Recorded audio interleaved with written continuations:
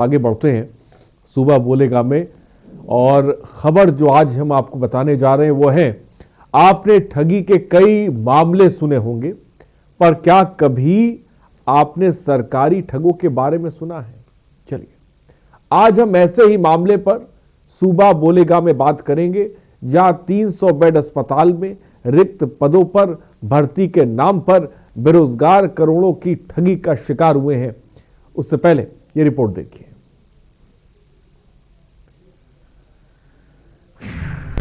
बरेली में करोड़ों की ठगी, बेरोजगारों से नौकरी के नाम पर ठगी, सरकारी अस्पताल में नौकरी लगवाने का दिया झांसा, अस्पताल के ही कर्मचारी निकले ठग।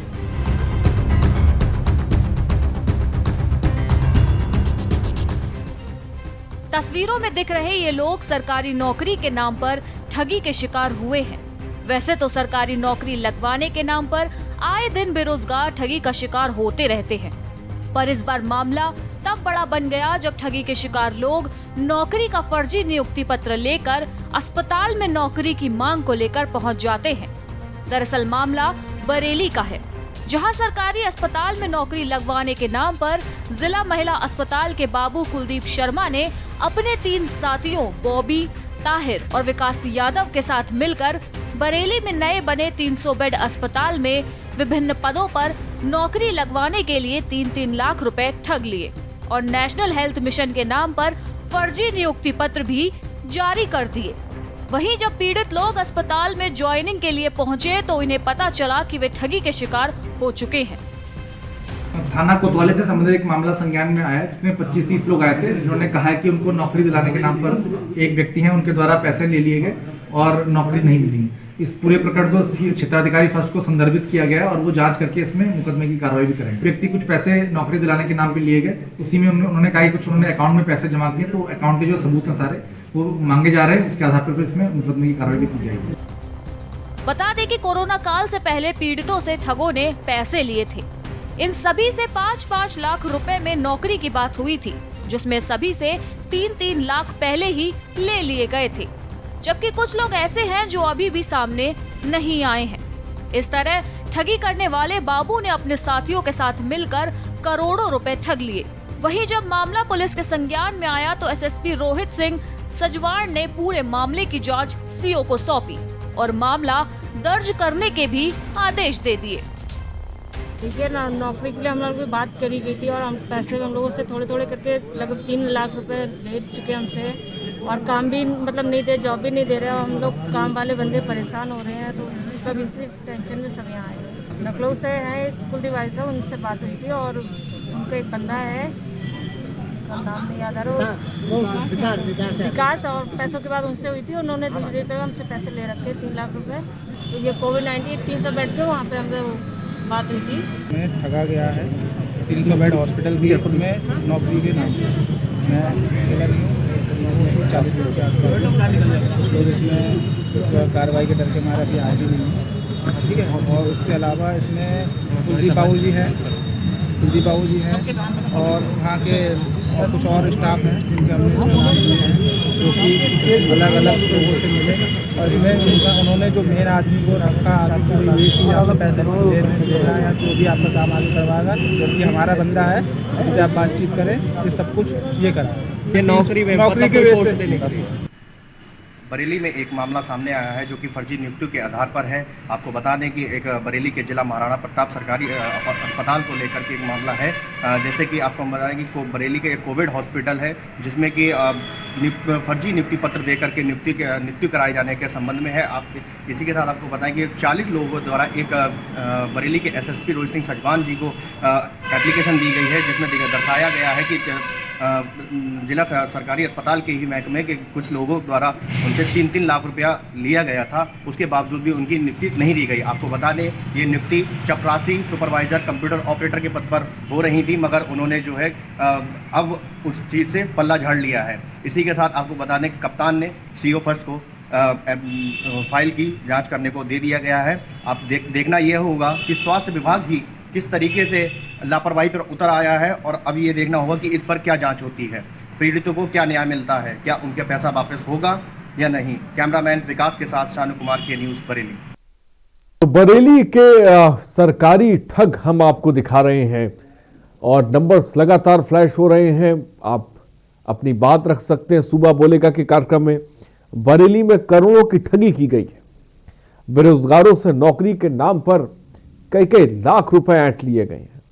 सरकारी अस्पताल में नौकरी लगवाने का झांसा दिया जा रहा था, काफी लंबे वक्त से दिया जा रहा था, पैसे वसूले जा रहे थे, लेकिन यह किसी को नजर नहीं आ रहा था। अस्पताल के कर्मचारी ही ठग निकले हैं बरेली में।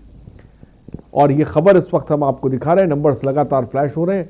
आप कॉल कर सकते हैं, अपनी बात इस वक्त अपनी टीवी स्क्रीन पर इस वक्त सूबा बोलेगा के कार्यक्रम में रख सकते हैं। तो नौकरी के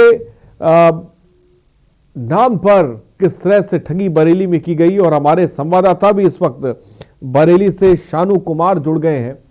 और शानू के साथ साथ अभी कुछ और लोग भी जुड़ेंगे, उनसे भी आपका तारुफ कराएंगे, लेकिन सीधे सबसे पहले शानू के पास चलते हैं। शानू, सबसे पहले विस्तार से खबर बताएं।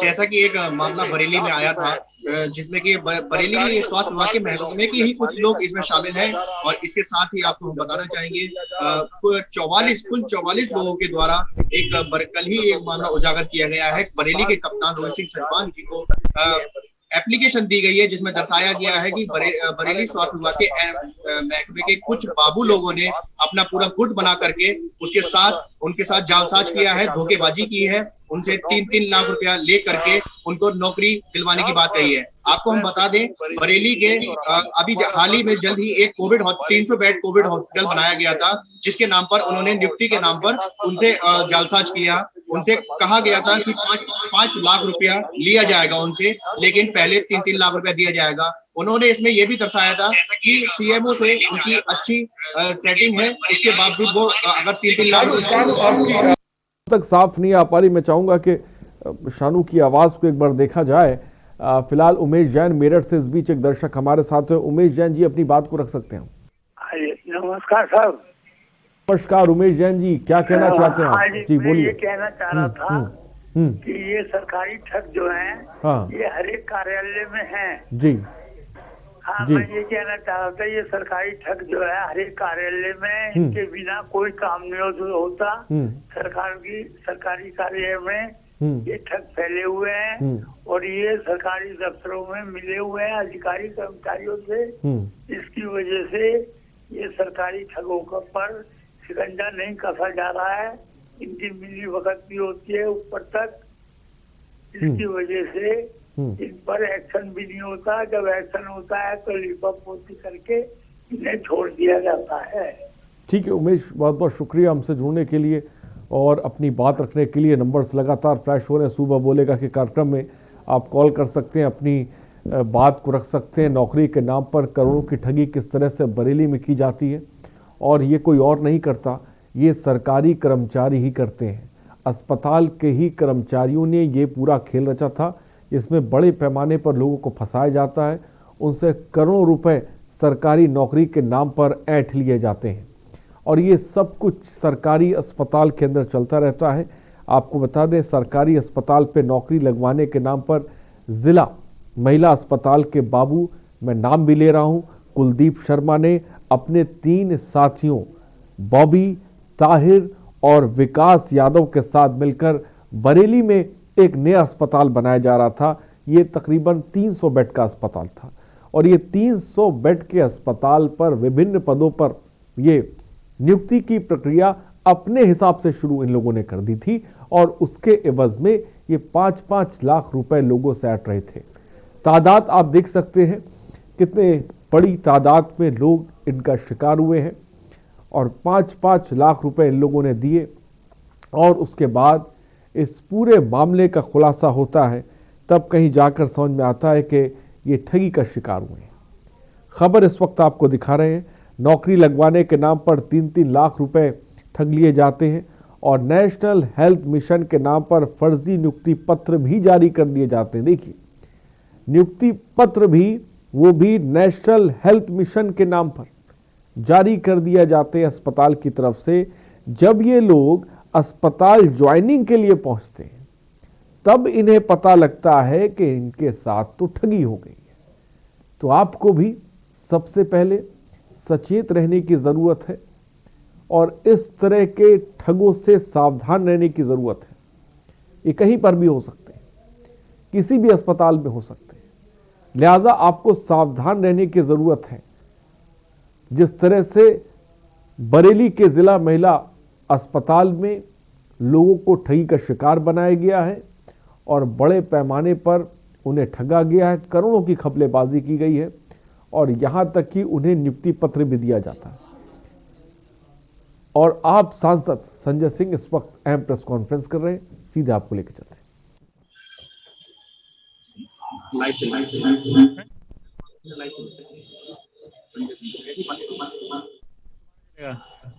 अभी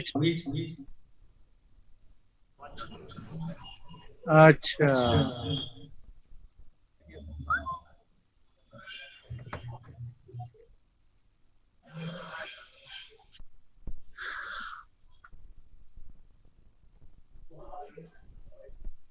बराबर, चिंता मत करो।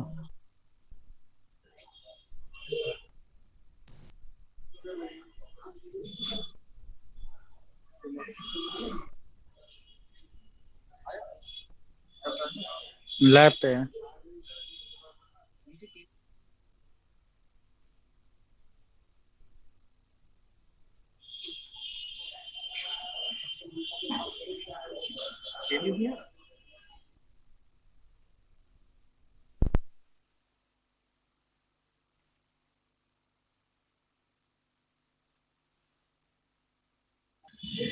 अपने आप कैसे हो रहा है ये फिर इधर आ गया, अब इधर आ गया, वो लोग कर रहे हैं। अच्छा, भाजपा स्थानीय लोगों का विरोध, स्थानीय लोगों का विरोध। ये है वो स्थानीय लोग, ये वो व्यक्ति है जिसने कल सिंगू बॉर्डर पे हमला किया, किसानों के ऊपर हमला किया, उनके सर फोड़े, पत्थरबाजी की। इसकी फोटो देश के गृह मंत्री अमित शाह के साथ, इसकी फोटो सिंगू बॉर्डर के पत्थरबाजों के साथ, इसकी फोटो जल बोर्ड में केजरीवाल सरकार के खिलाफ प्रदर्शन करने वालों के साथ, ये इसकी फोटो, ये आप देखिए। दूसरा, ये शख्स भारतीय जनता पार्टी का नेता, इसकी फोटो भाजपा के सांसद के साथ। इतनी तेज आ रही थी आवाज। सिंगू बॉर्डर पे हमला करने वाले किसान नेताओं को टारगेट करने वाले, उन पे पत्थर चलाने के साथ। और ये तस्वीर देखिए आप, बड़ी रोचक तस्वीर है, ये बड़ी शानदार तस्वीर है। कैमरा जूम करके इसको देखिए, कर दी आप देखिए, आपको समझ में आ जाएगा, समझ में आ जाएगा कि भारतीय जनता पार्टी ने देशद्रोह किया, समझ में आ जाएगा कि भारतीय जनता पार्टी अन्नदाताओं पे हमले करा रही है, समझ में आ जाएगा कि लाल किले का हमला भाजपा की साजिश थी और भाजपा ने वो देशद्रोह किया, ये समझ में आ जाएगा आपको। ये पत्थर चला रहे हैं सिंगू बॉर्डर पे लोग, और यहां कोने में ये देखिए आप, ये कौन खड़ा है? पुलिस के जवान खड़े हैं, पीठ करके खड़े हैं पत्थरबाजों की तरफ, यानी पत्थरबाज आगे पत्थर चला रहे हैं और ये उनके पीछे खड़े होके पीठ दिखाए हुए हैं। ये जवान पीठ नहीं दिखा रहा है, ये पुलिस के लोग पीठ नहीं दिखा रहे हैं, ये भारतीय जनता पार्टी के लोगों के कारण, भाजपा नेताओं के निर्देश के कारण इनकी व्यवस्था है, मजबूरी है, इनकी नौकरी चली जाएगी। पानी का टैंकर जाने की छूट नहीं है सिंगू बॉर्डर पे, लेकिन पत्थरबाजों को जाने की छूट है। तो इसलिए यह हमला, यह हिंसा, यह लाल किले पर देश के स्वाभिमान और सम्मान को अपमानित करने का काम किसी और ने नहीं, भारतीय जनता पार्टी ने किया। और इसके कारण भारतीय जनता पार्टी के खिलाफ देशद्रोह का मुकदमा चलना चाहिए, भारतीय जनता पार्टी ने देशद्रोह का कृत्य किया है, उनका असली चेहरा सामने आ गया है। कहीं उनके विधायक के रूप में, कहीं उनके गुंडों के रूप में, हर जगह आज अन्नदाताओं को टारगेट किया जा रहा है। लेकिन मैं बहुत स्पष्ट तौर पे कहना चाहता हूं, आम आदमी पार्टी, हमारे नेता अरविंद केजरीवाल जी और आम आदमी पार्टी का एक एक कार्यकर्ता किसानों के साथ था, है और हम रहेंगे। मुजफ्फरनगर जाकर भी मैंने केजरीवाल जी का संदेश दिया। केजरीवाल जी ने जब राकेश टिकैत के भाई उनके साथियों के ऊपर हमला हुआ, उस दिन भी फोन पर बात करके हर तरह के संभव सहयोग की बात कही। और कल पार्लियामेंट के अंदर भी मैंने राष्ट्रपति के अभिभाषण के दौरान भगवंत मान जी और हमारे सांसदों ने, सुशील गुप्ता, एनडी गुप्ता जी ने, हम लोगों ने नारेबाजी की। आगे भी बजट सत्र जब चलेगा, किसानों का ये तीनों काला कानून वापस होना चाहिए। इस बात की मांग को लेकर जितनी ताकत हम लोगों के अंदर है, हम अपनी लड़ाई लड़ने का काम करेंगे। आखिर कौन सी मजबूरी है? देश के प्रधानमंत्री ने अपने 4 पूंजीपति मित्रों के सामने देश के किसानों की अस्मिता को गिरवी रख दिया है। आखिर कौन सी मजबूरी है? प्रधानमंत्री जी एक काला कानून वापस नहीं लेना चाहते। इन तीनों काला कानूनों को वापस लीजिए प्रधानमंत्री जी, अन्यथा हम लोगों से जितना हो सकेगा हम पूरा विरोध संसद से लेके सड़क तक किसानों के हक में करते रहे हैं, करते रहेंगे। इतनी बात मुझे कहनी थी। आप लोगों के सवाल। प्रधानमंत्री ने अभी ऑल पार्टी मीटिंग की थी, उसमें साफ तौर पे कहा था कि कृषि मंत्री किसानों से सिर्फ एक फोन दूर है, किसानों से बातचीत को तैयार है।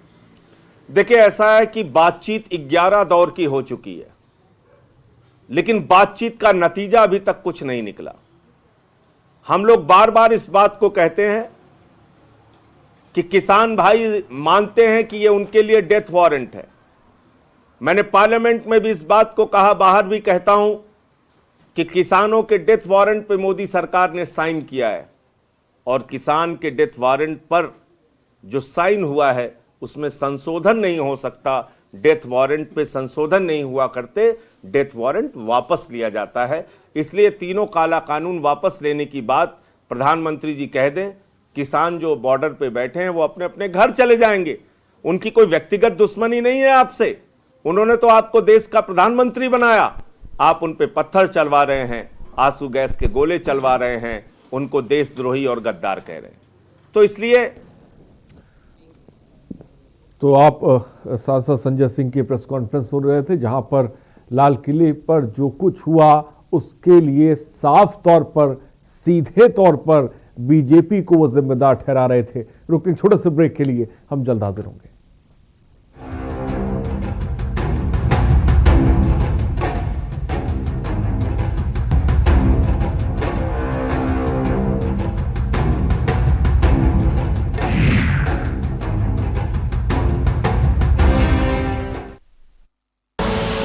आप देख रहे हैं के न्यूज, खबरों का सारथी।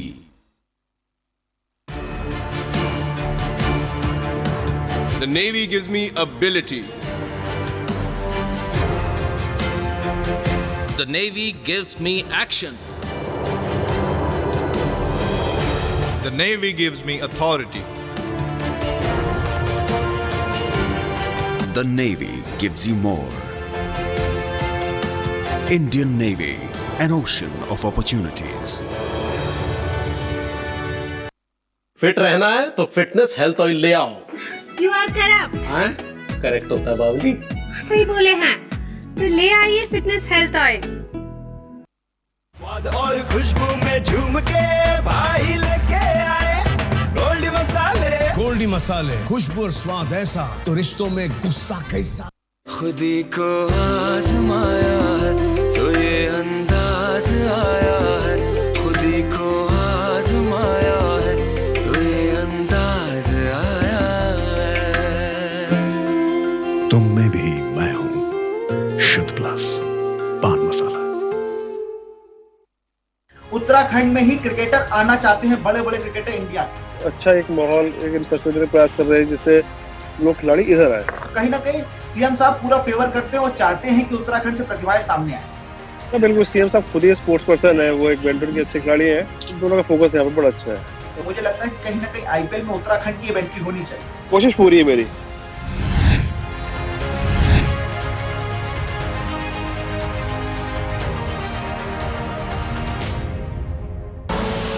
आप देख रहे हैं के न्यूज, खबरों का सारथी।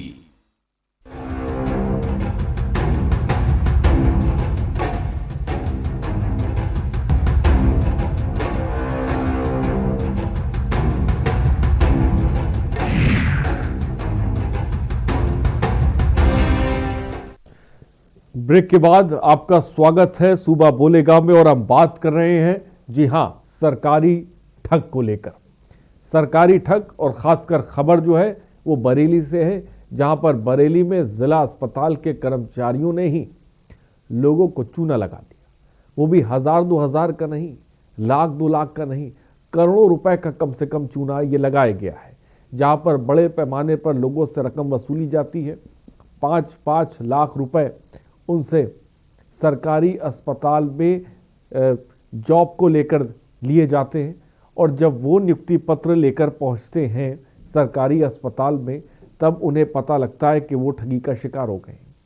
सरकारी ठगों पर एक्शन कब होगा, ये हम सवाल उठा रहे हैं। सरकारी अस्पताल में ये ठगी का खेल चल रहा था, आखिर क्यों किसी को कानो कान खबर तक नहीं थी।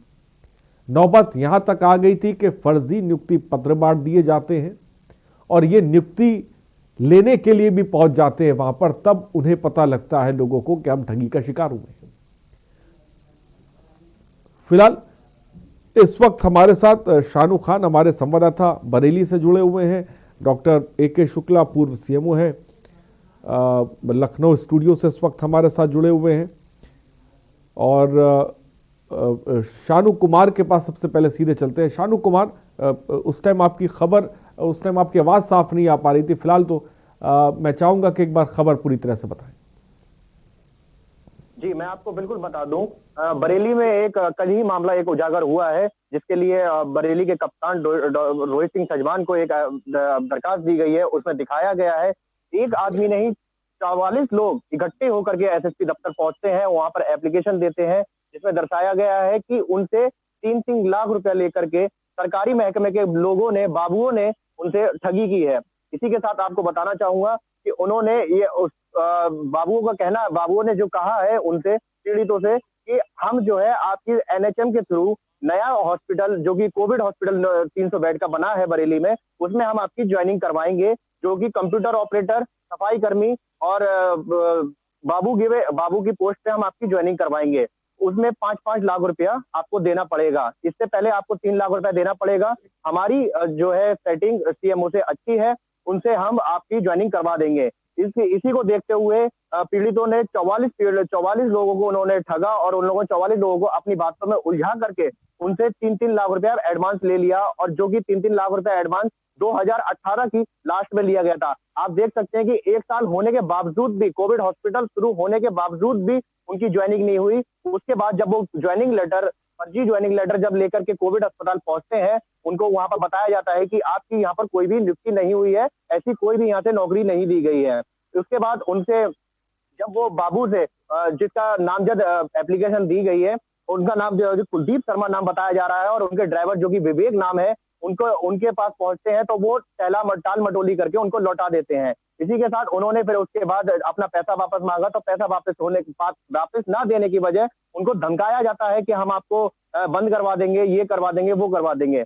उसके बाद उन्होंने रोहित सिंह सजवान, जो कि एसएसपी बरेली है, उन्होंने एप्लीकेशन दी। उसमें दिखाया है कि हमसे 3-3 लाख रुपया लिया गया है, और हमारी कृपा करके पैसा वापस करवाइए या फिर नौकरी लगवाइए। अब आप देख सकते हैं कि बरेली में भाजपा सरकार, पूरे प्रदेश में भाजपा सरकार होने के बावजूद भी, यहाँ तक कि योगी सरकार सभी मुद्दों पर भ्रष्टाचार बिल्कुल साफ करने की बात करती है, तो उसी के बावजूद यहाँ पर बरेली में सरकारी महकमे के लोग ही इस पर खड़े नहीं उतर रहे हैं, और सरकारी लोग ही यहाँ पर ठगी करने के लिए उन्होंने एक अड्डा बना रखा है। जो जैसा कि आपने बताया 44 लोगों से ठगी की जाती है, 1000-2000 नहीं, लाखों रुपए की, कह सकते हैं कि करोड़ों की ठगी की गई है। लेकिन शानू, ये खेल कब से चल रहा था, और आखिर इस खेल के बारे में आला अधिकारियों को जानकारी क्यों नहीं थी कि इतने बड़े पैमाने पर सरकारी नौकरियों का झांसा देकर लोगों को फंसाया जा रहा है, वो भी सीएमओ का नाम लिया जा रहा है, 44 लोगों से पैसा वसूल लिया जाता है और किसी को कानो कान खबर तक नहीं होती है। शानू जी, आपको मैं बिल्कुल बताऊंगा। जैसे कि ये मामला 2018 में, सन 2018 की लास्ट का मामला बताया जा रहा है, जिसके बाद उन्होंने अब एप्लीकेशन दी है और आप देख सकते हैं कि सरकारी महकमे में हमने सीएमओ से बात की थी। सीएमओ के पास हम गए थे, जो कि बरेली के सीएमओ डॉक्टर सुधीर कुमार गर्ग जी हैं। उन्होंने भी हमसे साफ इनकार कर दिया कि इस मामले से हमारा कोई लेन देन नहीं है। अभी एसएसपी के पास कंप्लेंट गई है, हमारे पास कोई भी लिखित शिकायत नहीं आई है। इसके बाद ही हम कोई एक्शन ले पाएंगे, उससे पहले हम कोई एक्शन मतलब आप देख सकते हैं कि सरकारी विभाग का इतने आला अधिकारी जो कि सीएमओ है, एक बड़े पद पर बैठे हुए हैं, उसके बावजूद भी वो इस पर कोई कानो कान खबर नहीं दे रहे हैं और उनके अंडर में होने के बावजूद भी ये खेल चलता रहा। उसके बावजूद जो कि 1.5 साल होने के बावजूद भी ये खेल उनके आला अधिकारी करते रहे, जिसमें ड्राइवर भी शामिल है, कुलदीप शर्मा बड़े बाबू। अभी तक किसी पर कार्रवाई हुई है? बाबू कुलदीप शर्मा की बात करें या उसके साथी हम बॉबी की बात करें या ताहिर की बात करें या विकास दुबे की बात करें, क्या अभी तक किसी पर कोई एक्शन, कोई कार्रवाई ली गई है, की गई है प्रशासन की तरफ से?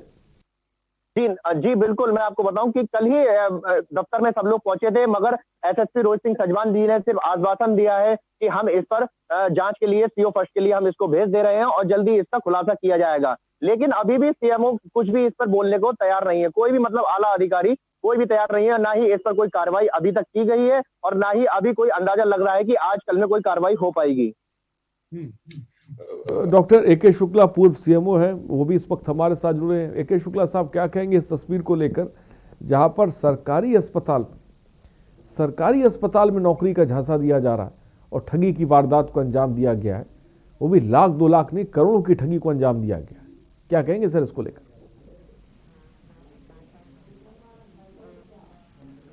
डॉक्टर एके शुक्ला जी, मेरी आवाज आप तक पहुंच रही है सर?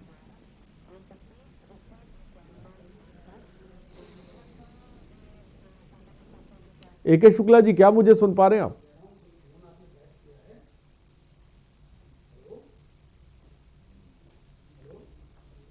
तो शायद एके शुक्ला जी तक मेरी आवाज नहीं पहुंच पा रही है।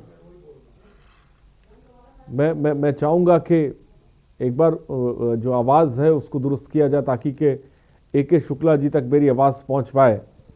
और शानू कुमार हमारे संवाददाता भी जुड़े हुए हैं, जो साफ तौर पे किस तरह से ठगी की वारदात को अंजाम दिया गया और उस पर पुलिस का रवैया अभी तक क्या है, इसके बारे में साफ तौर पे बता रहे हैं। एके शुक्ला जी, क्या मुझे सुन पा रहे हैं आप? ठीक है, शानू के पास चलते, शायद उन तक मेरी आवाज़ नहीं पहुंच पा रही। शानू, आपकी जिन लोगों से ठगी की वारदात को अंजाम दिया गया, उन लोगों से भी आपकी बात हुई होगी, उनका क्या कुछ कहना है, वो क्या मांग कर रहे हैं, आखिर उनका पैसा जो है वो कैसे मिलेगा? कोई छोटी मोटी रकम नहीं है, 5-5 लाख रुपए लोगों ने दिए हैं। उसके बारे में इन लोगों से आपकी बात हुई कि ये क्या कुछ कह रहे हैं? जी, मैं आपको बिल्कुल बता दूं, मेरी पीड़ितों से कल ही बात हुई थी, जिसके बावजूद आज भी उनको मैंने बुलाया है। उनसे कल से मेरी पीड़ित से लगातार अभी तक फोन पे संपर्क बना हुआ है। उनसे मेरी बात होने के बावजूद उन्होंने कहा है कि हमने अपना सारा जेवर और सारी अपनी चीजें बेच करके इनको पैसा दिया था और अब ये हमें टालमटोली कर रहे हैं और उसके बावजूद ये हमारे पर दबाव बना रहे हैं। और आज भी मेरे से एक पीड़ित का संपर्क हुआ था, उन्होंने मेरे को फोन द्वारा सूचित किया कि आज भी हमारे लिए कॉलें आ रही हैं और जिन पर दबाव बनाया जा रहा है कि आप हमारी कहीं पर कौन लोग हैं जो दबाव बना रहे हैं? हम ओपन नहीं कर पा रहे हैं। पीड़ितों को डर है कि हमारे साथ कुछ गलत ना हो जाए और पीड़ितों को हमने अपने चैनल के माध्यम से हमने उनको बुलाया था कि आप हमारे अपने चैनल पे बात रख सकते हैं, आप लाइव आ सकते हैं, मगर उनका पीड़ित आप देख सकते हैं इस तरीके से घबराए हुए हैं कि वो लाइव तक आने तक को डर रहे हैं। और अभी हम मौके पर मौजूद हैं, आपको हम बता दें, हम मुख्य चिकित्सा अधिकारी के ऑफिस पे मौजूद हैं। इनसे हमने मुख्य चिकित्सा अधिकारी जी से बात की थी, जो कि अब उठ के चले जा चुके हैं, अपने दफ्तर राउंड पे जा चुके हैं। उनसे हमने बात की थी तो उनका तो साफ साफ कहना है कि हम इस मामले में कुछ भी नहीं कह सकते, हमारे मामले संज्ञान में कोई मामला है ही नहीं। देख सकते हैं आपकी मतलब कि आला अधिकारी कोई जवाब देने को तैयार नहीं है।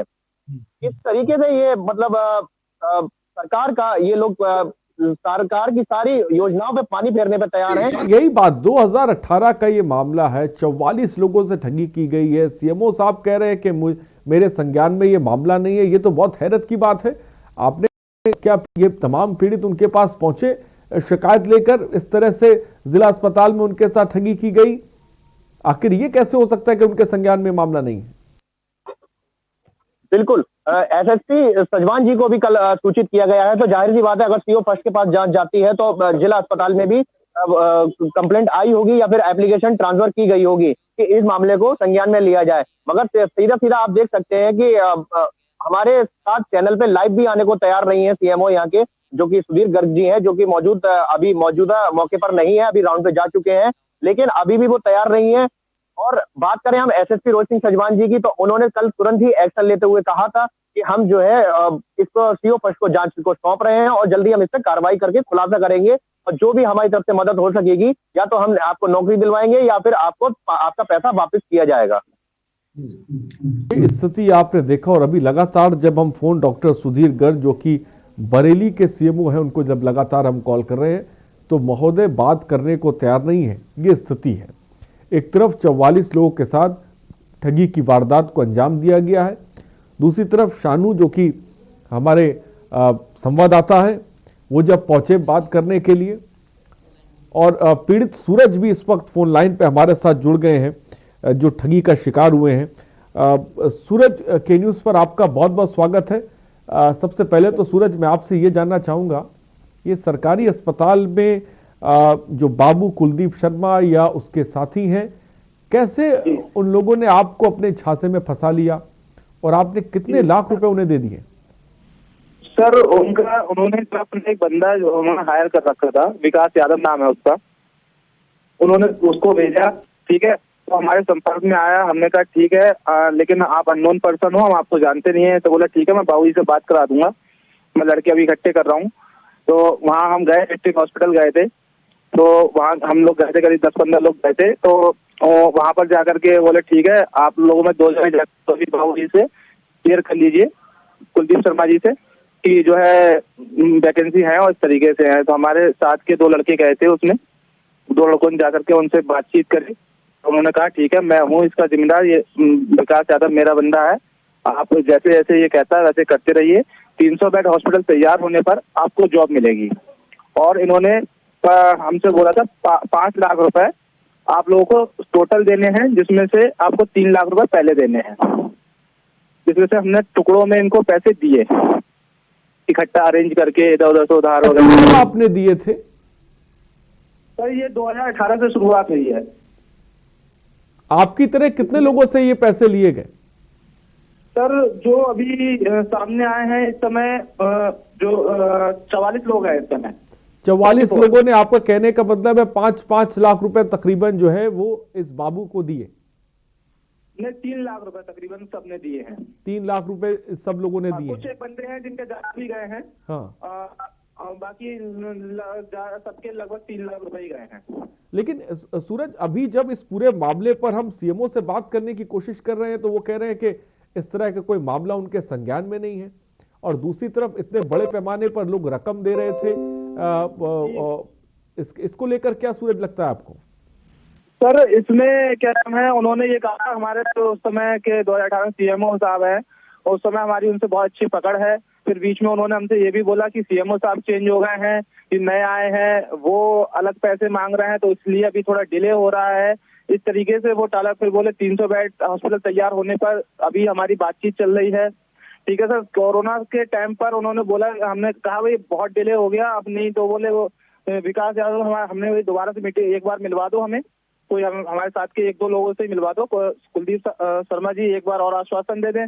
तो बोले वो अभी बीमार हैं, कि वो बाहर गए हुए हैं, इस तरीके से टालम टोली चल रही। तो उसको देखते देखते अभी भी जो है उनका कहना यही था कि काम हो जाएगा।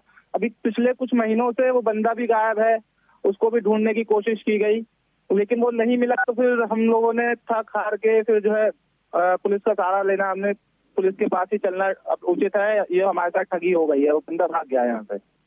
और उससे हमने ये भी कहा कि हम पुलिस में जा रहे हैं, तो बोले क्या करोगे, मुझे 420 में जेल करा दोगे, मैं सब अपने ऊपर ले लूंगा, तो क्या नाम है, कितना 10-15 दिन के लिए जाऊंगा, फिर किससे लोगे पैसे, तुम ना नौकरी मिलेगी ना पैसा मिलेगा। तो कुछ समय हम उसमें भी सर उलझे रहे कि क्या करें क्या ना करें। ठीक है सूरज, मैं आ रहा हूँ रियाउल्लाह खां, दर्शक बरेली से इस वक्त हमारे साथ है। रियाउल्लाह खां, अपनी बात को रखें। मैं ये कह रहा हूँ इन लोगों का घर बेचकर इन लोगों को पैसे दिए जाए फौरन। जब योगी जी ये करते हैं कि बदमाशों का घर तोड़ के उनको तोड़ देते हैं, तो इन लोगों का घर बेच के इन लोगों को पैसे देते हैं। ठीक है ज़ियाउल्लाह खान जी, बहुत बहुत शुक्रिया हमारे साथ जुड़ने के लिए, अपनी बात को रखने के लिए।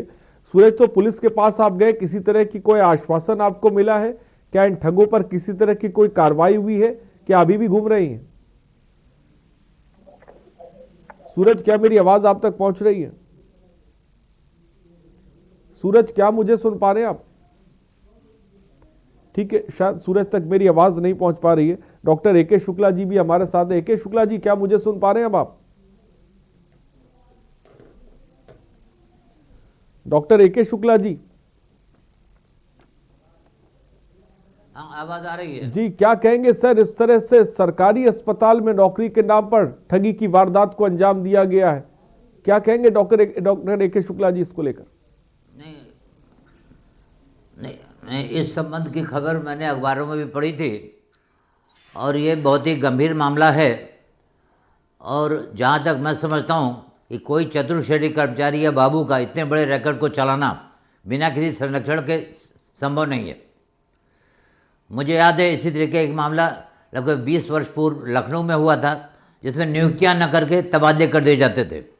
किसी व्यक्ति को नियुक्ति पत्र देने के बजाय उसका ट्रांसफ़र ऑर्डर देते थे और वो नई जगह ज़िले में जाकर ज्वाइन कर लेता था। बाद में रैकेट पकड़ा गया।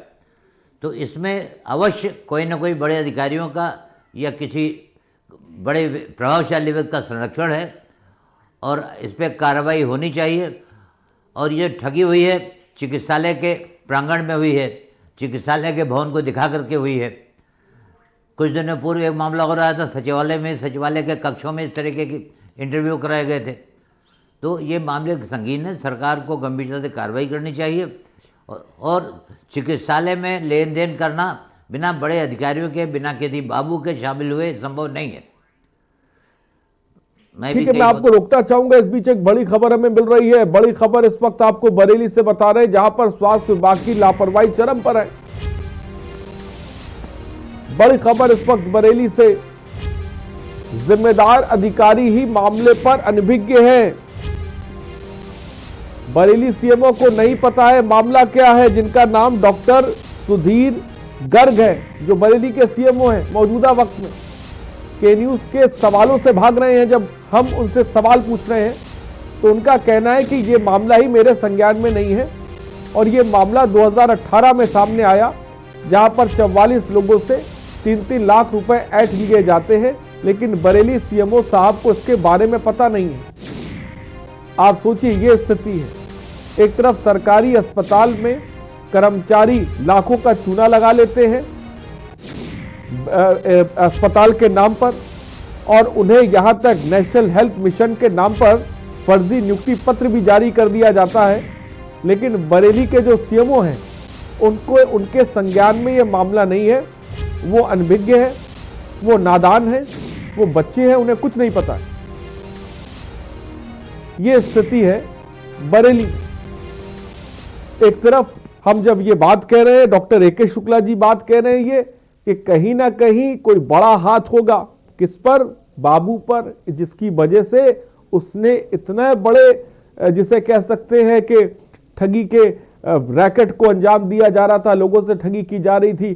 तो कोई अकेले आदमी तो नहीं कर सकता, कोई ना कोई बड़ी शय जरूर होगी, बड़ा हाथ जरूर होगा। वो नाम सामने निकल कर नहीं आ रहा है। और जो सीएमओ है वो कह रहे हैं कि मेरे संज्ञान में ये मामला ही नहीं है। शानू, बड़ी लापरवाही तो कही जा सकती है, लेकिन लगातार जब हम डॉक्टर सुधीर गर्ग, जो कि बरेली के सीएमओ हैं, शानू, जब हम बात करने की कोशिश कर रहे हैं, हम यहां से उनको लगातार जब फोन लगा रहे हैं और वो कह रहे हैं कि उनके संज्ञान में ये मामला नहीं है। आखिर इतने नादान क्यों बने हुए हैं बरेली के सीएमओ? शानू, क्या लगता है आपको? जी, मैं आपको बिल्कुल बता दूं, जैसा कि सुधीर कुमार गर्ग, अभी इनका ये हाल ही में करीब 2-3 माह पूर्व पहले ही इन्होंने बरेली के सीएमओ बनाए गए हैं और इससे पहले की डॉक्टर विनीत शुक्ला जी सीएमओ थे यहाँ पर, और 2018 का मामला है। लेकिन कह तो हम ये भी सकते हैं जैसे कि अब कल मामला एसएसपी के संज्ञान में पहुंचा है, वरिष्ठ पुलिस अधीक्षक के संज्ञान में पहुंचा है, और उसके बाद सीओ फर्स्ट को जांच सौंपी गई है। उसका और जाहिर सी बात है जब सीओ फर्स्ट को जांच सौंपी जाएगी तो जाहिर सी बात है जब जिला अस्पताल का मामला है तो जिला अस्पताल में बिल्कुल कंप्लेंट के लिए, जांच के लिए फाइल आई होगी। लेकिन अभी हमारा सुधीर कुमार गर्ग जी से बात हुई थी तो उन्होंने कहा, उन्होंने मेरे सवाल थे मैंने उनसे ये इतना बड़ा, तो ये इसको किस तरीके से दूर किया जाएगा और किस तरीके से इसको सही किया जाएगा, और इतनी बड़ी ठगी हो गई है और आपके महकमे में इतनी बड़ी ठगी हो गई है और आपके मेरे संज्ञान में नहीं है। उनका कहने का मतलब ये था कि मैं सीएमओ जरूर हूं मगर मेरे अंडर में ग्रामीण एरिया आता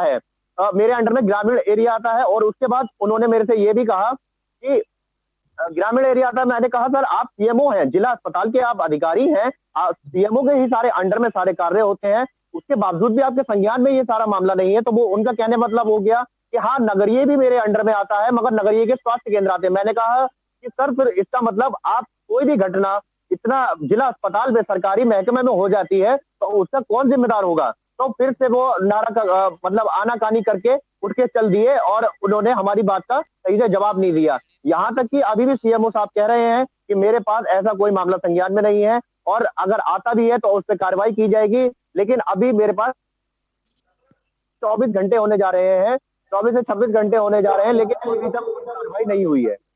पीड़ित परेशान है। आपने अभी बात सुनी कि पीड़ित किस तरीके से कह रहा है कि 2018 कहना है शानू पीड़ित परेशान है और पीड़ित लगातार हमारे साथ जुड़ भी रहे हैं। सूरज थोड़ी देर पहले हमारे साथ जुड़े थे पीलीभीत से, एक और पीड़ित इस वक्त हमारे साथ जुड़ रहे हैं। वो हमको अपना नाम नहीं बताना चाहते हैं, लेकिन मैं चाहूंगा कि आप अपनी पहले तो बात को रखें कि क्या कहना चाहते हैं आप। जी बोलिए। जी सर, जी मैं जानना चाहूंगा आपसे कि इस ठगी की वारदात को जो अंजाम दिया गया, इसके पीछे मैं जानना चाहूंगा कि आपको किसका हाथ लगता है और अब तक इस पूरे मामले पर जिस तरह से 2018 में ये मामला सामने आया, कितनी रकम आपसे ऐठी गई, ये रकम आपसे किसने ऐठी, और इस रकम को लेकर जब आप प्रशासन के पास पहुंचे मदद मांगने के लिए, कार्रवाई करने के लिए, तो आपको वहां से क्या जवाब मिला है, इसके बारे में आप बताएं।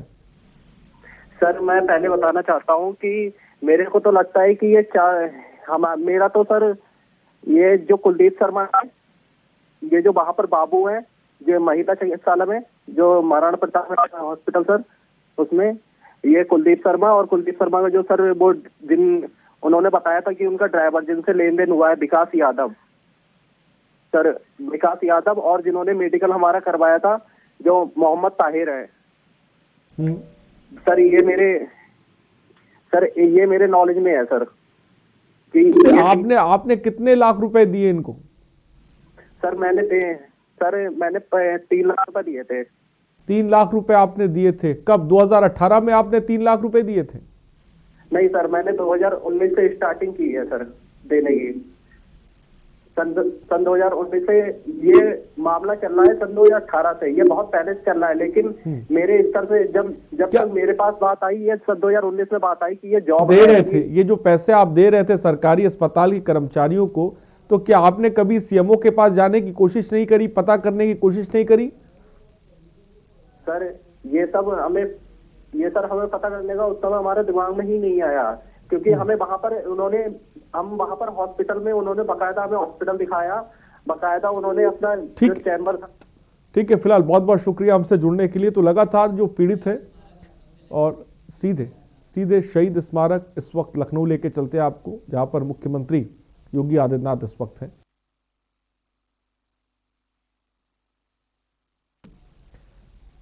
शहीद स्मारक की तस्वीरें हैं जहां पर मुख्यमंत्री योगी आदित्यनाथ इस वक्त बैठे हुए हैं। लाइव तस्वीरें इस वक्त आपको टीवी स्क्रीन पर दिखा रहे हैं, और थोड़ी देर पहले भी हमने आपको तस्वीरें दिखाई थी जब गांधी स्मारक पर और प्रधानमंत्री नरेंद्र मोदी वहां पर बैठे हुए थे और खूबसूरत संगीत का आनंद ले रहे थे। और इस वक्त जो आप तस्वीरें देख रहे हैं वो लखनऊ की तस्वीरें हैं जहां पर सीएम योगी आदित्यनाथ शहीद स्मारक पर पहुंचे हुए हैं। सुरक्षा के कड़े बंदोबस्त भी किए गए हैं। श्रद्धांजलि सभा में इस वक्त मुख्यमंत्री योगी आदित्यनाथ हैं और श्रद्धांजलि अर्पित कर रहे हैं। उनके साथ तमाम लोग इस वक्त मौजूद हैं, तमाम अधिकारी इस वक्त हैं और शहीद स्मारक पर इस वक्त श्रद्धांजलि अर्पित कर रहे हैं मुख्यमंत्री योगी आदित्यनाथ।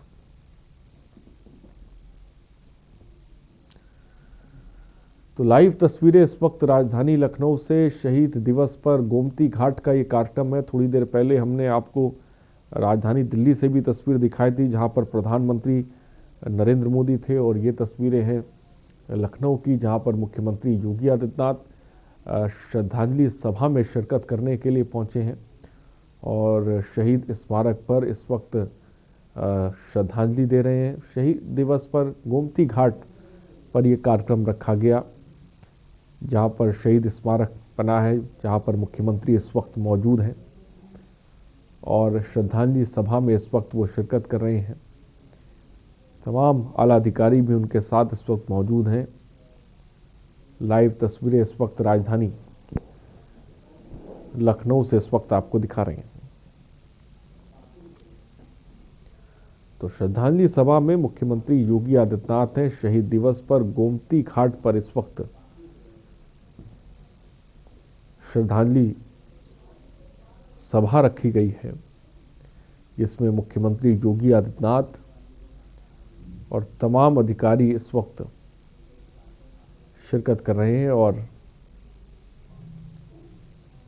लाइव तस्वीरें इस वक्त आपकी टीवी स्क्रीन पर हम दिखा भी रहे हैं जहां पर शहीद स्मारक पर महात्मा गांधी को श्रद्धांजलि दे रहे हैं।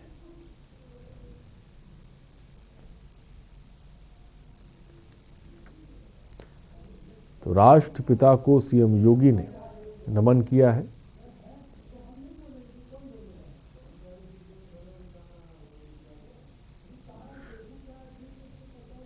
लाइव तस्वीरें लखनऊ से मुख्यमंत्री योगी आदित्यनाथ शहीद दिवस पर गोमती घाट पर कार्यक्रम में शिरकत कर रहे हैं और राष्ट्रपिता को सीएम योगी ने नमन किया है। ये गोमती घाट की तस्वीरें जो आप थोड़ी देर पहले देख रहे थे, ये गोमती घाट है जहां पर शहीद स्मारक पर महात्मा गांधी को श्रद्धांजलि अर्पित कर रहे हैं। ये थोड़ी देर पहले की तस्वीरें हैं। उनके साथ तमाम अधिकारी भी उस दौरान मौजूद हैं।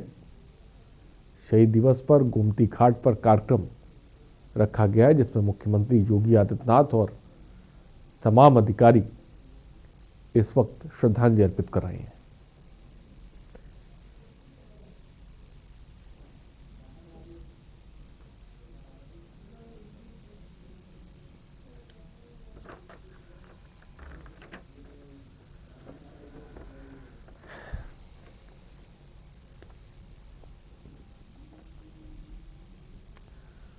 लाइव तस्वीरें लखनऊ से इस वक्त आपको दिखा रहे हैं। शहीद स्मारक पर महात्मा गांधी को श्रद्धांजलि अर्पित कर रहे हैं मुख्यमंत्री योगी आदित्यनाथ और उनके साथ तमाम अधिकारी हैं और तमाम मंत्री भी हैं। और इस वक्त जो आप तस्वीरें देख रहे हैं ये गोमती घाट की लाइव तस्वीरें हैं जहां पर इस वक्त दीप जलाए जा रहे हैं, दीप प्रज्वलित किए जा रहे हैं। और शहीद दिवस पर गोमती घाट पर आपको बता दें ये कार्यक्रम रखा गया है जिसमें एक एक दिए इस वक्त जलाए जा रहे हैं और इन दियों को गोमती घाट में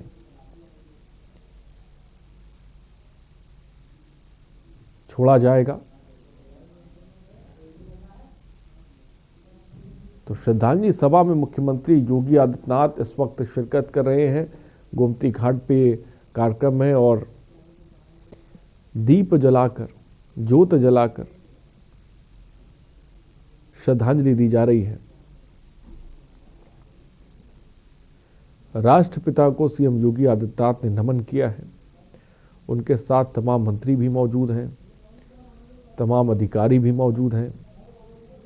गांधी जी की 73वीं पुण्यतिथि आज है, लिहाजा तमाम जगहों पर आज कार्यक्रम रखे गए हैं। चाहे हम राजधानी लखनऊ की बात करें या फिर बात हम राजधानी दिल्ली की करें। राजधानी दिल्ली में भी प्रधानमंत्री नरेंद्र मोदी संगीत सभा में शिरकत कर रहे थे। वो भी तस्वीरें हमने आपको दिखाई थोड़ी देर पहले। क्योंकि गांधी जी की 73वीं पुण्यतिथि आज है, लिहाजा मुख्यमंत्री योगी आदित्यनाथ भी गोमती घाट पे इस वक्त हैं और श्रद्धांजलि सभा में शिरकत कर रहे हैं। चलिए, खबरों में इतना ही। बने रहिए हमारे साथ। नमस्कार।